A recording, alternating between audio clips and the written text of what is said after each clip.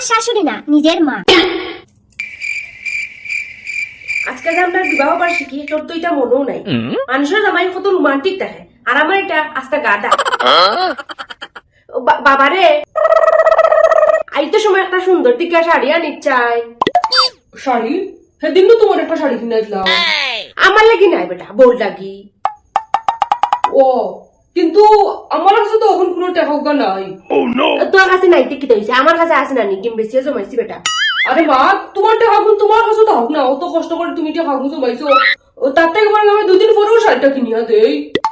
আর দূর বেটা, তোর কাছে আজকে তুই দিতে হইলো কদিন পরে। আইতে তোর বিবাহ বার্ষিকী বলি গেছিস। ওহো, আজকে তো আমরা বিবাহ বার্ষিকী। আর রাম, আমি তো বলিও গেছিলাম। হইছে, বললো কি একটা শাড়ি আনিস, আর বউয়ে যেটা খাইতে পালা পাই ওটা আনিস। ওহো মা, তোমার একটা কথা কইতে ভুলে গেছিলাম। আমি একটা বই করছিলাম আর কি, পুষ্টা বিষয় প্রায় 50,000 টাকার মতো উঠছে। তো ভাবছি ওটা দিয়ে আমি একটা বাইক কিনে নিতাম। না না না না, ওখান বাইকও কিনা কিনি না, যে তা আছে ওটা চালাও। ও টেহা দি বরং বউরে একটা নেকলেস বানাই দে, তো বউরে একটা গয়না হয়ে গেল, আর টেহা গুলো দেখলো। এখন তো দেখার আমার কোনো শখের দামও নাই তোমার কাছে। হইছে হইছে, তোমার শখ বউ তো পূরণ করছি। ওখান যার দায়িত্ব নিছ তার শখটা আগে পূরণ করো। এটা বাপ মা সারিয়া আইসে আমরার কাছে।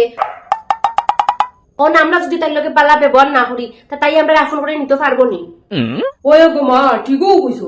তোমার মতো শাশুড়ি প্রত্যেক ঘরে ঘরে একটা হওয়ার দরকার। ওরকম তো তোর শাশুড়ি প্রত্যেক ঘরে ঘরে একটা থাকে, তো তোর শাশুড়ি আর বউ কোনদিন দরবারও হইতো নাই।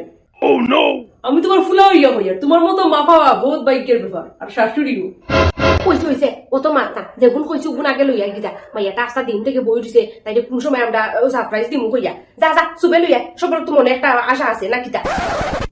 যা যা লইয়া গিয়া, তুই তো হলদা গুলিয়া খাই দিছিস। তো যাইয়া যাইয়া যা যা।